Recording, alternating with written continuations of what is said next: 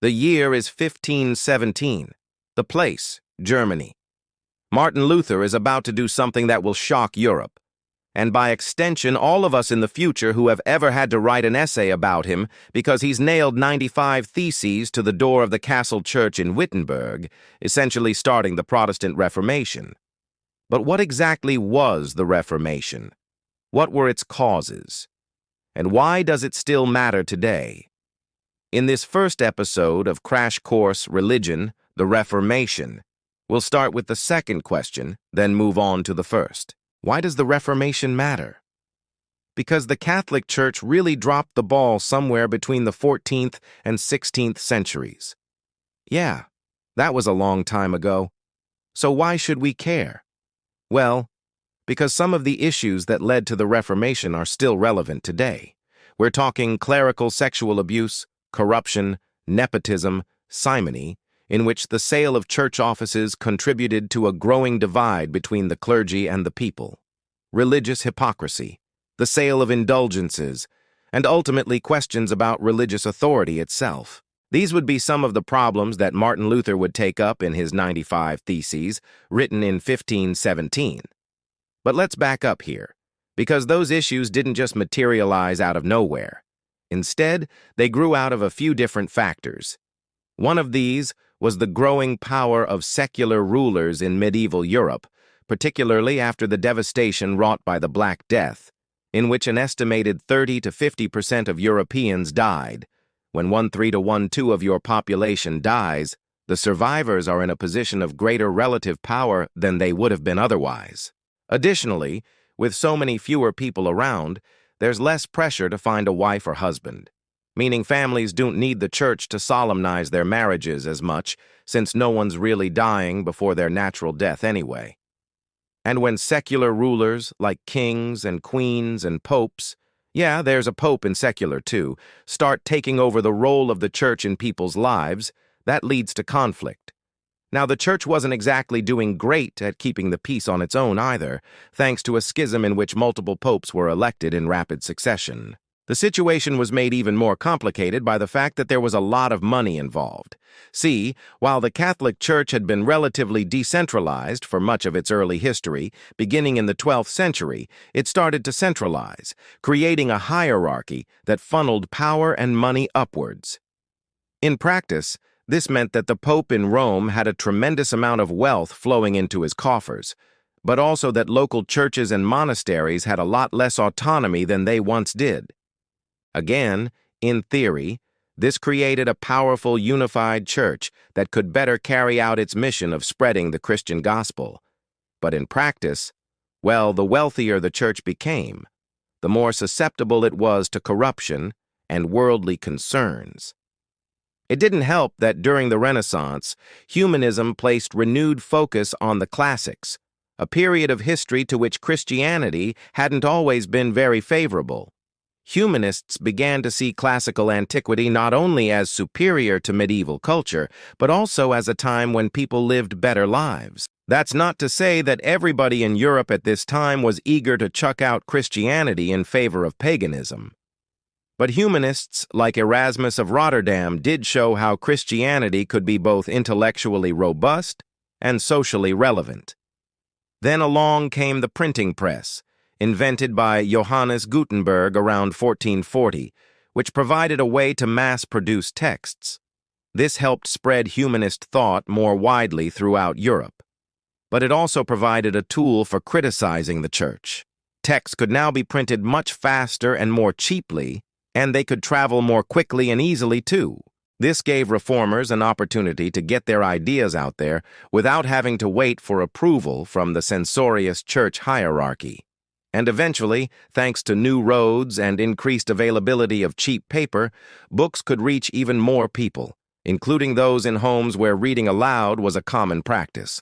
This meant that many more people than ever before had access to texts that could challenge traditional religious norms.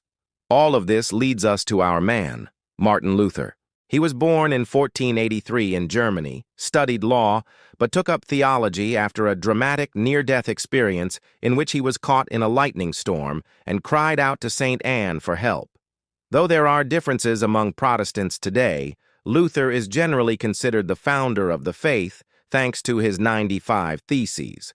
But it's important to note that he wasn't the first to call out the Catholic Church for sale. Remember the Lollards from episode 1? They were around 100 years earlier, and the church had responded by burning their leader, Jan Hus, at the stake. And Luther knew this. In fact, he initially planned to submit his 95 Theses to his local church leader, but instead decided to post them publicly in order to avoid censorship. And though he didn't intend to break away from the church, his actions would lead to just that, partly due to the response they received. While some theologians and church leaders supported Luther, others excoriated him. And in 1521, the Holy Roman Emperor Charles V declared him an outlaw, meaning he was officially a heretic. That same year, Luther would translate the Bible into German, making it accessible to a wider audience, and he continued to write prolifically on theology, ethics, and politics. His emphasis on personal relationship with God's salvation through faith alone, and the translation of the Bible into vernacular languages rather than Latin would become key tenets of Protestantism, in contrast to the Catholic Church's focus on good works and the sacraments in addition to faith. And other reformers would build on his ideas. John Calvin wrote Institutes of the Christian Religion and established a community of believers in Geneva, Switzerland, whose government and laws were informed by Scripture. These people were known as Puritans because they wanted to purify the church. John Calvin was also responsible for the doctrine of predestination, the idea that God has already decided who will go to heaven and hell, and nothing anyone can do will change that. Henry VIII of England established the Church of England after the Pope wouldn't grant him a divorce. John Wesley was a priest in the Church of England who experienced a profound spiritual awakening and went on to found the Methodist movement. Each of these people and movements built on the work of Martin Luther and the initial momentum of the Reformation, spreading the seeds of Protestantism across Europe and beyond. The effects of this were profound and far-reaching. It led to massive changes within the Catholic Church as well. As various orders were founded in response to the perceived decline of the Church, and calls for greater piety among the clergy, like the Society of Jesus or the Jesuits founded by Ignatius of Loyola in 1540. Other councils were held to address abuses in the Church and to clarify doctrine, such as the Council of Trent. Beginning in 1545, the Catholic Church undertook an extensive process of internal reform known as the Catholic Reformation or Counter-Reformation.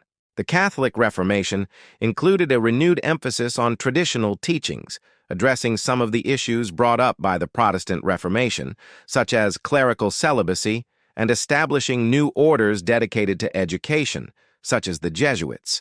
The Reformation also led to enormous amounts of violence as political conflicts got wrapped up in religious ones, like the French Wars of Religion, in which Catholics and Protestants fought for supremacy in France.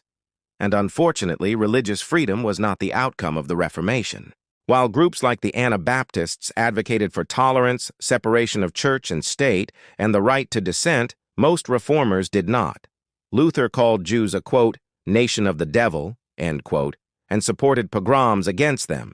And in the 16th century, European powers would justify colonization in the Americas by arguing that non-Christians could be converted or killed.